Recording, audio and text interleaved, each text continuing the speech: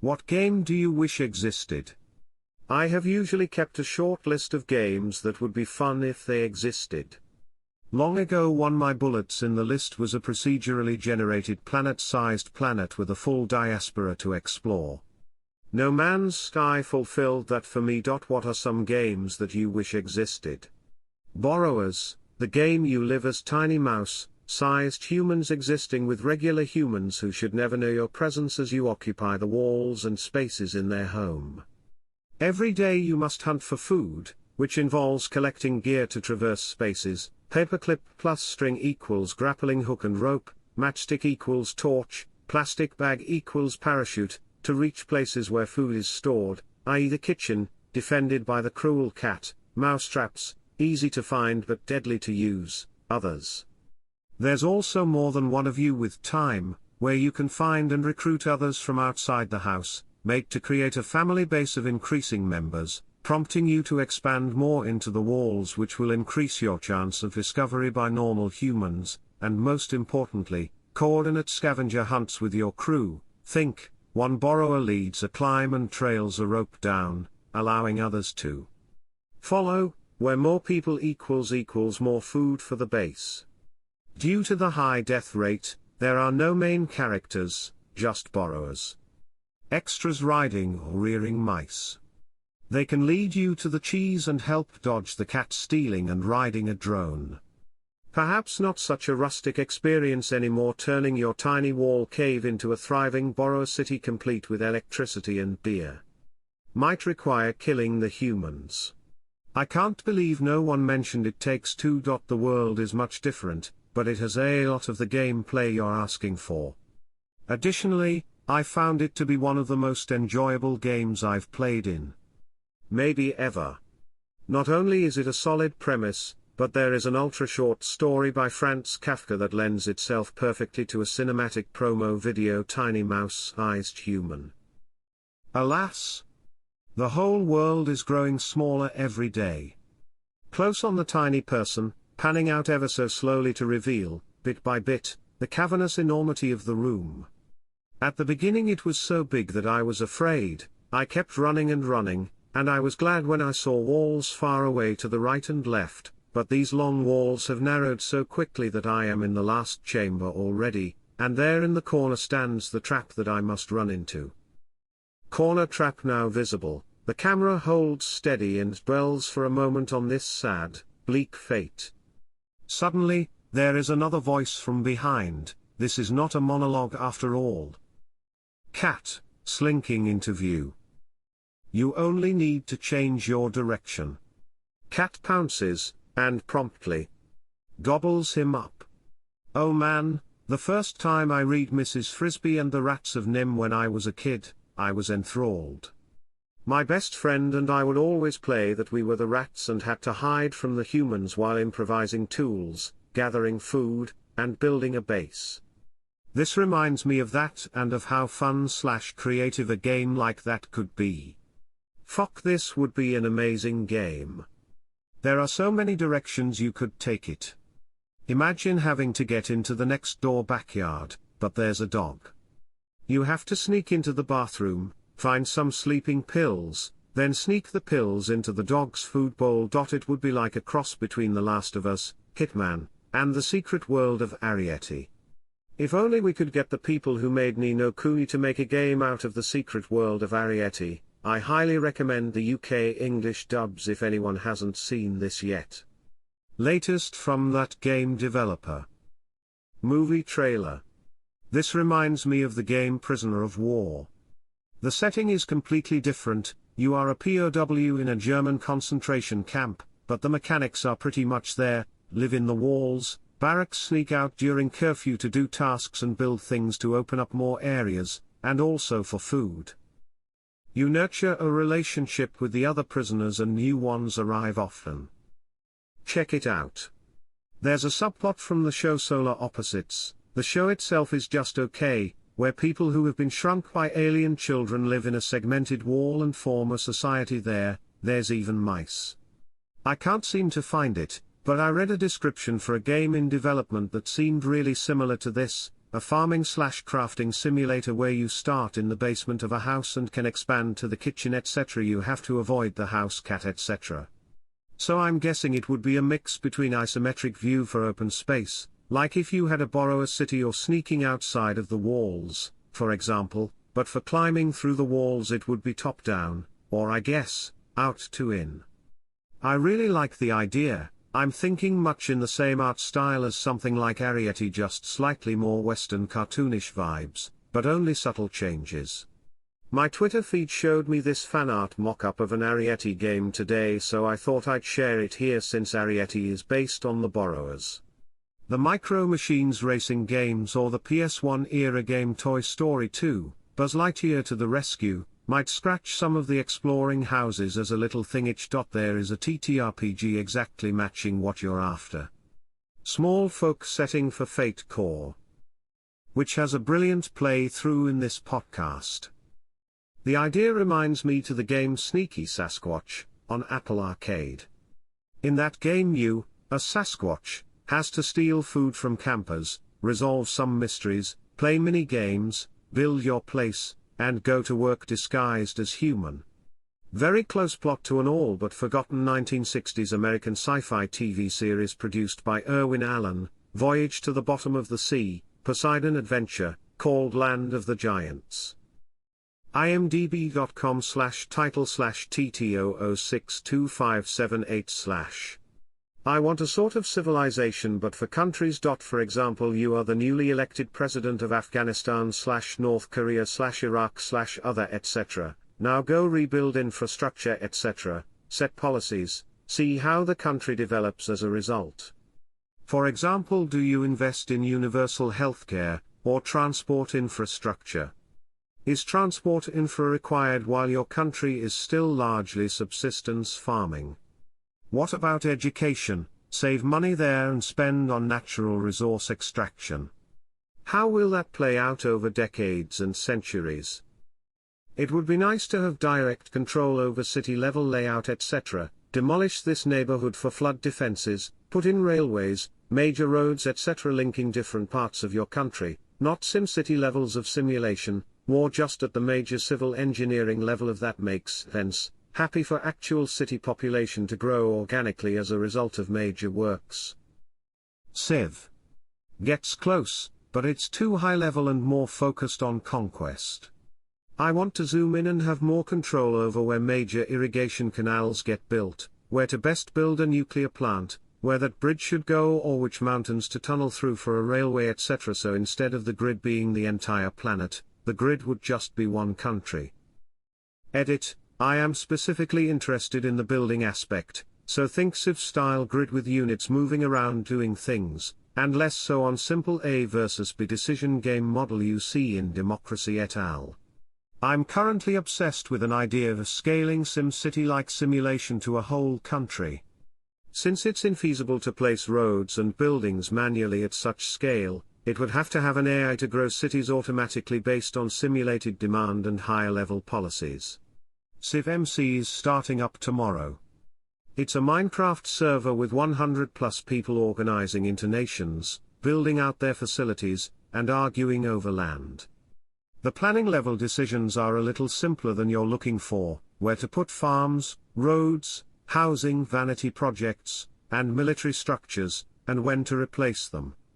But the fun is that you're working with real people to make it happen, instead of doing everything yourself. Nominally it's an experiment to see which government and organizational structures are the strongest, though being a multiplayer game it can devolve into whose fighting skills or automated bots are the best. I have been thinking about this similar concept for a long time. My chief complaint with Civilization games is that they've become a history-themed board game. A fun board game, but less and less it doesn't feel like a history simulator. The problem with Country Simulator is that countries are a more modern concept. The vast majority of human civilization doesn't feature strong nation concept. How do you model a country that goes from Villanovans to Romans all the way to Italians?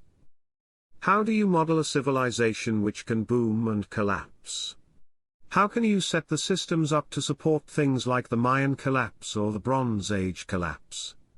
The fall of the Roman Empire. Technological regression. How technology truly transforms culture, engineering, politics, etc.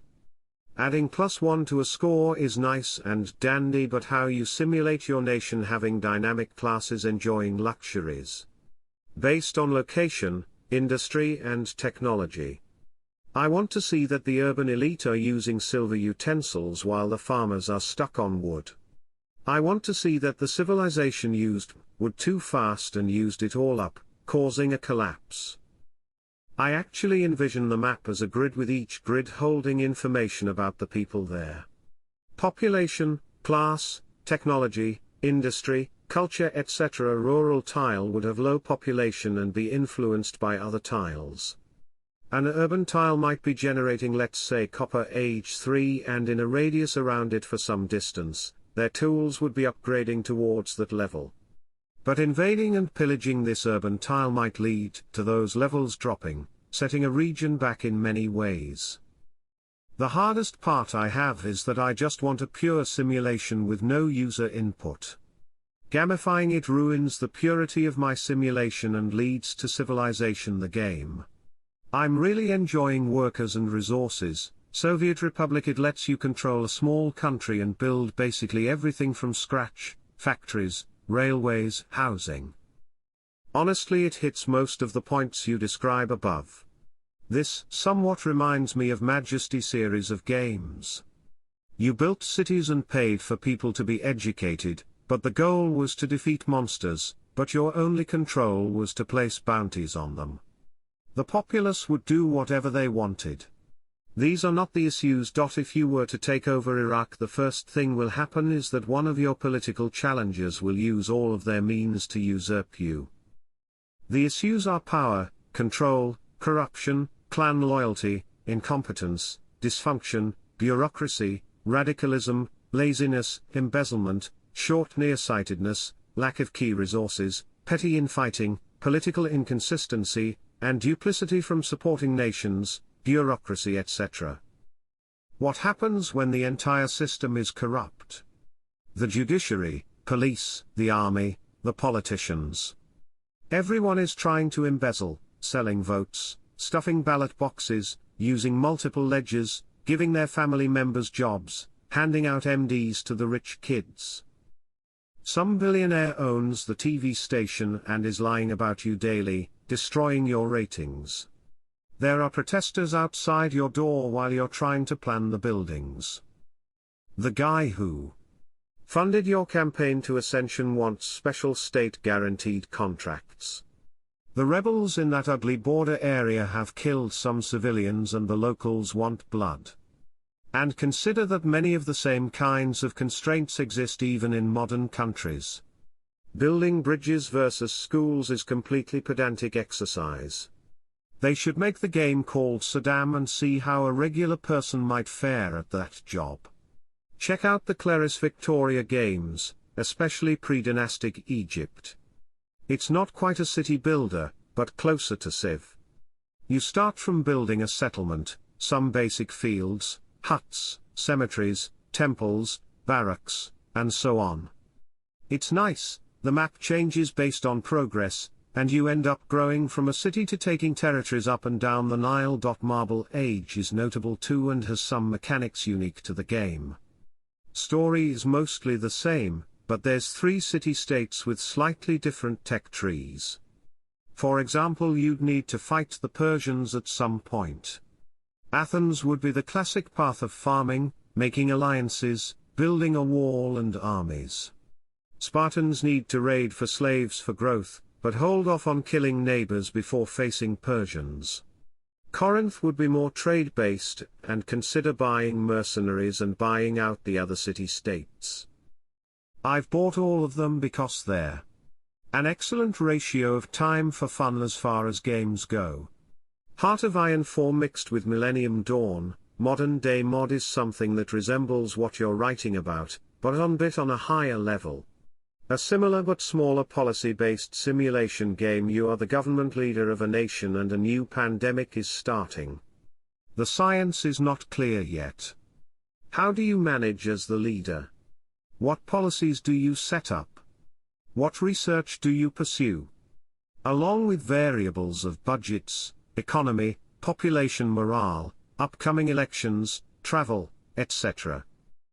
If there was a good model of how the policies affect economy especially, it would reveal to the players how hard lockdowns are on the economy. If the dynamic between the federal, state and city governments are modeled, it would show us how actual policy implementation happens. Just even how hard it is to test and track the spread of a pandemic.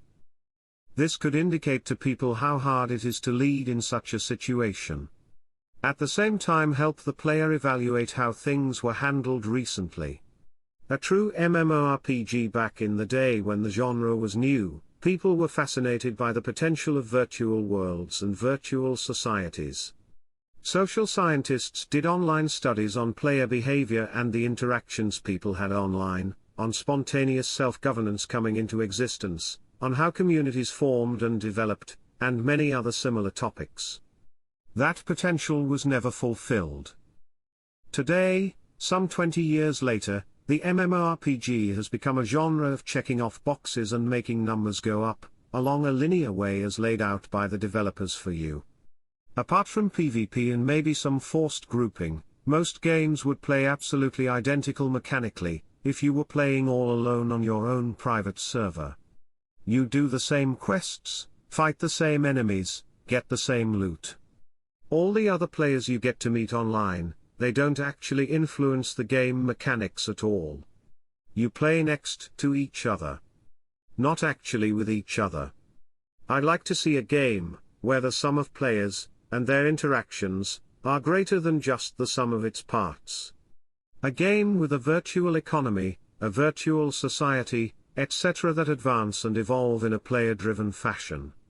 A simulated game world that dynamically adapts. Some glimpses of this sort of thing can be seen in games like EVE. Old games, pre-WoW, like UO and SWG had some of that magic as well, but were marred by limitations of the technology of the day. This kind of stuff has evolved very, very little since then. I would assume that with today's technology we should be able to get a lot closer to fulfilling that potential. The problem is, games like that aren't fun. It's been tried. Imagine coming home from work and hopping online to go do your second job. A virtual economy implies work. And unless there's something to hook people in, no one wants to do that work. Hence you end up with the quest grind and the dopamine trail. If you can find a way out, I imagine it would be very lucrative. But it's not really a technology problem. There are probably a number of Minecraft servers that achieve this. Back about 10 years ago there was the /r/Civcraft server.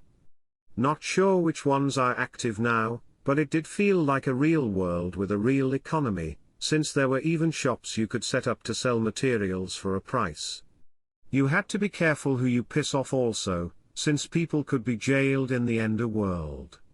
There was a large element of alliance making, political process in the game since you have strength in numbers. Expanding on your idea, I thought it would be interesting to have an MMORPG with multiple completely different clients.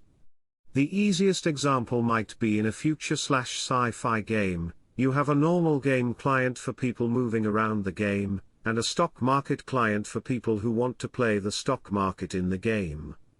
You could have a business simulation client as well, maybe for shopkeepers.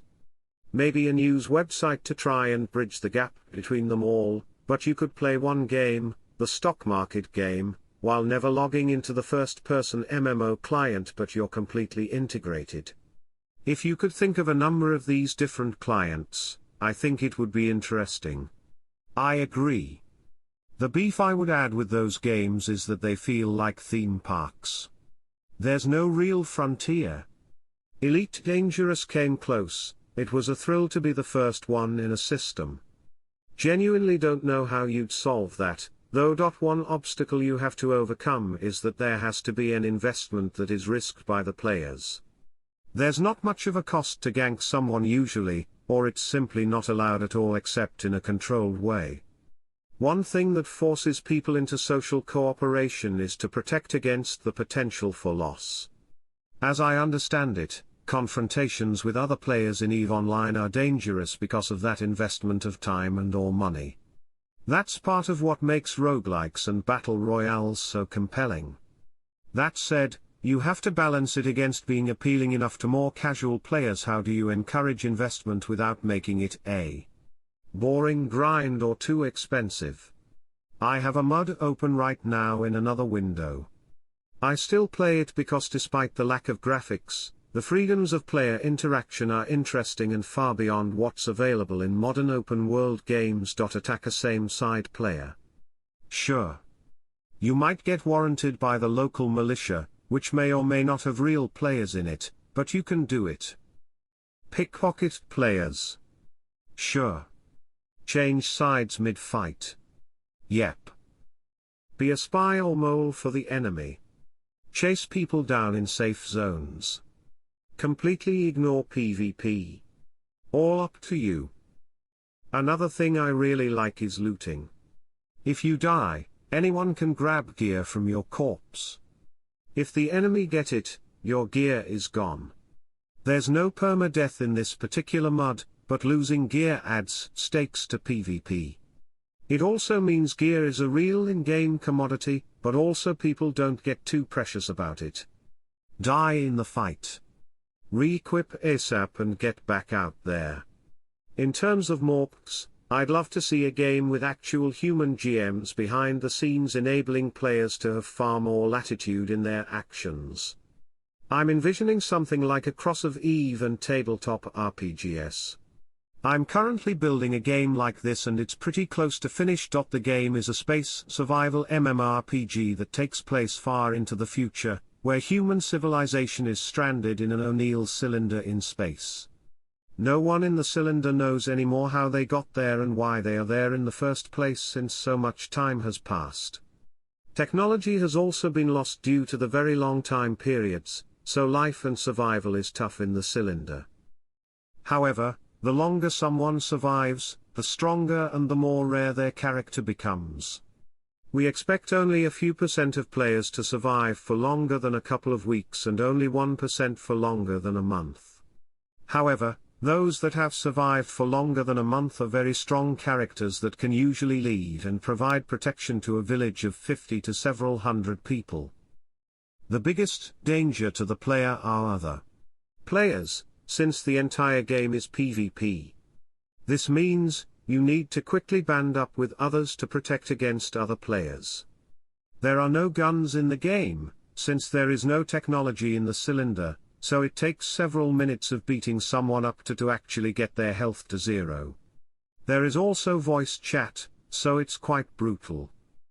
Here is our teaser trailer and here is some pre-alpha gameplay footage. We'll likely be able to go into early access in June on Steam. It would be great to get your feedback on it. Can I piggyback on yours? A true FMORP.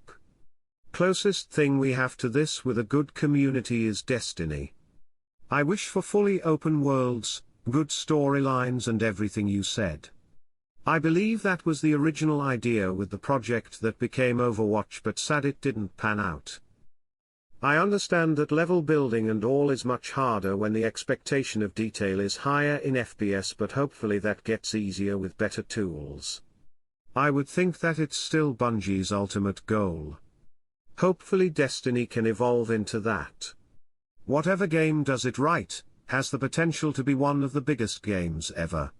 You might enjoy Eco. It's not quite an MMO, but it is a multiplayer game that can have large server populations where everyone must work together to advance through a collective tech tree.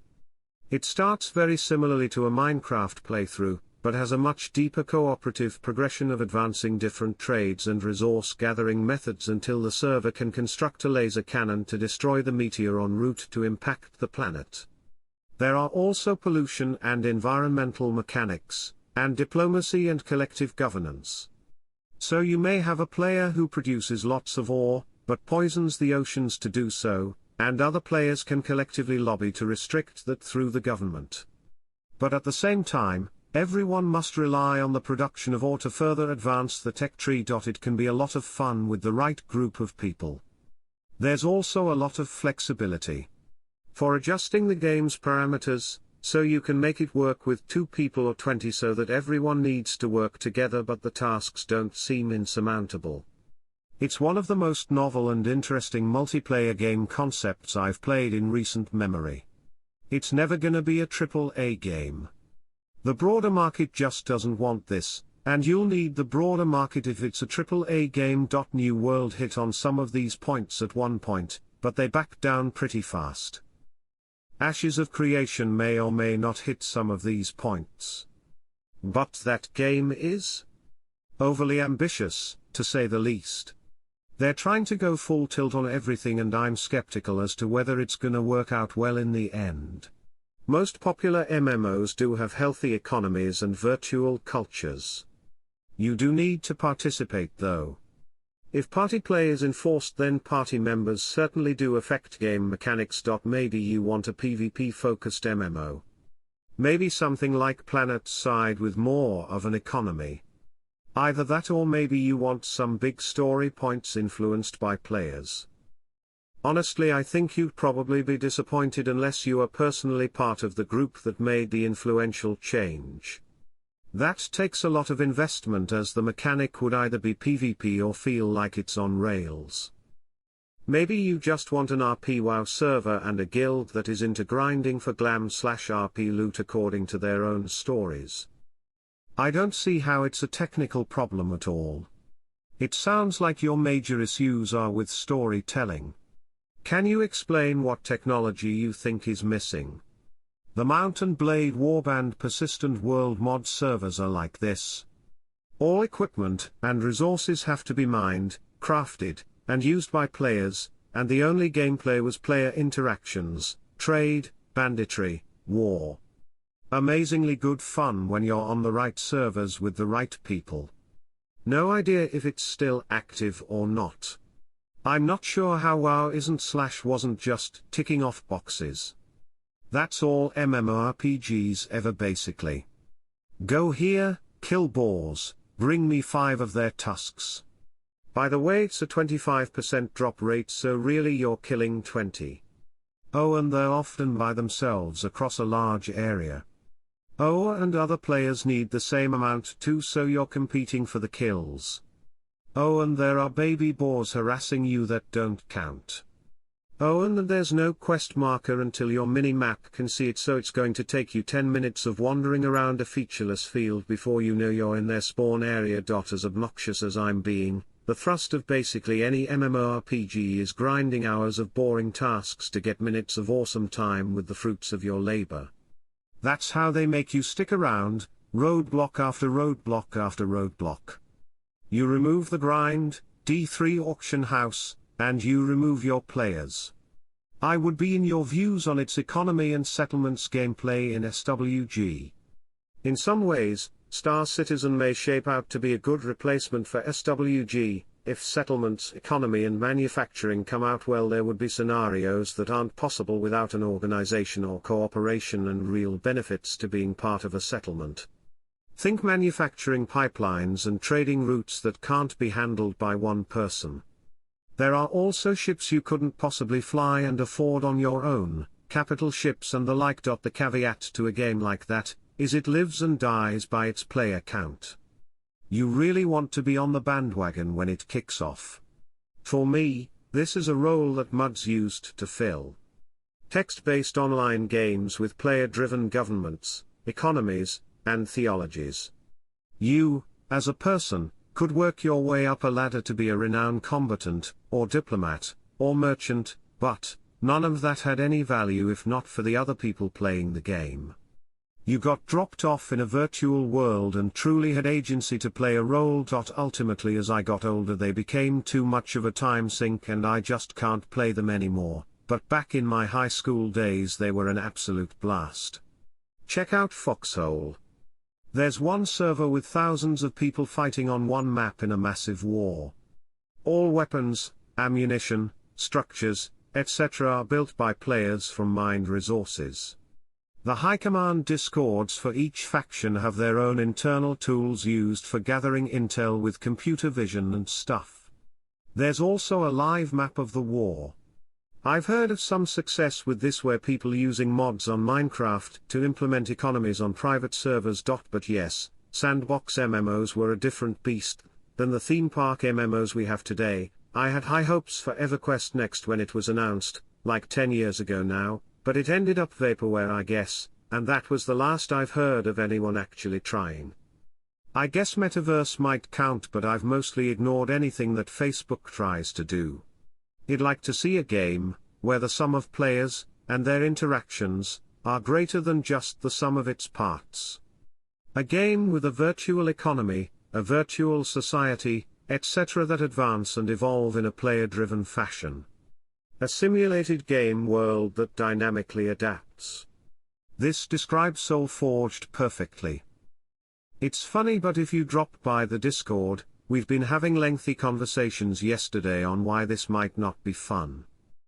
The short of it is that it hurts solo players and individualism. Communes are extremely powerful and necessary for progress. There are also certain professions that are popular, like mining, but gated because of the rarity of mining picks. So a lot of people give up on their mining dreams for the greater good. The mining problem was patched just this morning, but solo gameplay is still a problem. You need to be part of some group to get anywhere. The other major problem with a sandbox is many have no idea where to continue. They chop wood poles and then chop higher level wood and making housing from that. And then don't really have much to aspire for other than hoarding wealth. So the dev is adding quest-like features, one classic MMO quest system and a player-based system, where people can pay for say, ore, or a rare material found from certain beasts. But the world is based a lot on the players, from settlements to the name of materials. If you guys plan on joining, civilization is past the river. Head south outside the tutorial cave, then keep moving knee past the bridge. The roads are also player built, but nobody got around to making roads for the newbies. Greater than old games, pre-WoW, like UR and SWG had some of that magic as well, but were marred by limitations of the technology of the day. Tibia 2. It used to be an extremely social game. Everything was hard, so people had to play together. It's been modernized and made much easier. Nowadays it feels like the magic is gone. The changes began with restrictions on player killing and spiraled from there. I think it'd be cool if all the players in a server are part of a country in a constantly changing state of warfare and alliance with other countries in a huge world. Where your goal is not to level up, but to participate in actions that expand your homeland or fend off invaders or expand your economy. The larger and wealthier your country becomes, the more you become a threat to other powerful nations who will want to stamp you out. Or maybe there would be revolutions, alien invaders, etc. if you become too powerful. Alternatively, if the players of the realm fail to defend their lands or make peace with their enemies, they might be conquered and forced to live under another empire, fighting their wars and paying high taxes, until one day they can scheme to win their independence again. Of course, this does essentially mean your world can become irreparably messed up, but that's life. Maybe people would give up on a server and move on to a new world with new ambitions about how they can do better next time. This is happening right now, but in small MMOs, usually with 128 or 256 maximum players online. Most common in heavily modded Minecraft servers, but also in many other games. There are also some role-playing focused servers in games like GTA 5 or Rust, which generally reset much more quickly. Also see this game, Eco. Listen to first 10 minutes of this podcast. I have high hopes for the upcoming MMORPG from Riot Games, maker of League of Legends/Valorant/Legends of Runeterra/Wild Rift. So far all of their new games have been very solid entrants in their respective genres.